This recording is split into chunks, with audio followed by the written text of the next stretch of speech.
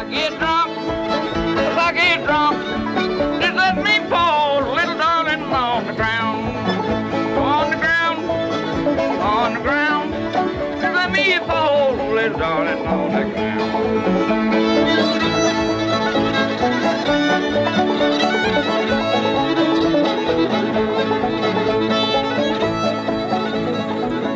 That old land up there around the foot of that mountain was doggone poor. They had to do something, make a little money, you know. They couldn't make enough to eat. On the farm, they had to make a little whiskey on the side and sell that and buy what they needed. They didn't raise it.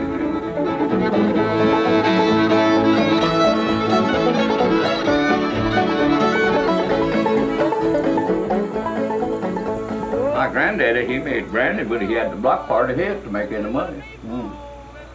He said it took 4 bushels of apples to make 1 gallon of brandy, and he give 12.5 cents a bushel for them apples.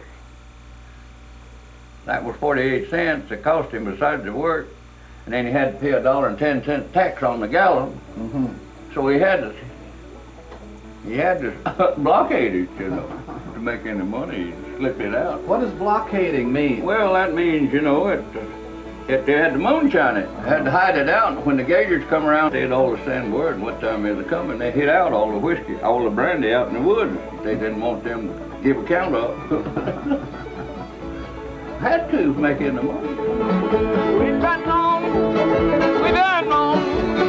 county home, little darling county home.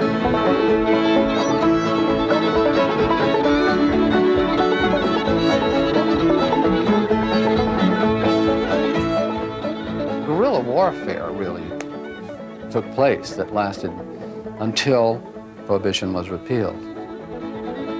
In some counties, the county officials took it very seriously, and they just went in with guns and tried to kill whomever they found. And the mountaineers were armed, and they fought back. Republicans was in power, and they'd come up there and cut all the Democrats still and let the Republicans still on, you know. They could come by the old man Dan run a mill, they come by his mill.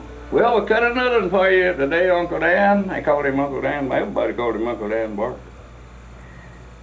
The last time they come by and said that, yeah, said Uncle Dan allowed to cut some of you all down too next time you come back up here.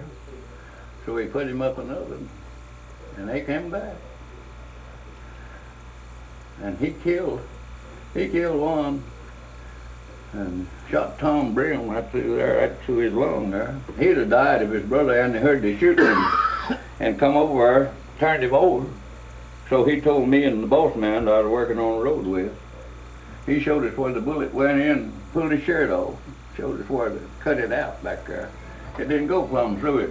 Just bulged the skin, all they had to do is just split the skin and it popped out. They made him a fiddle and they made him a bow, and they made a little tune called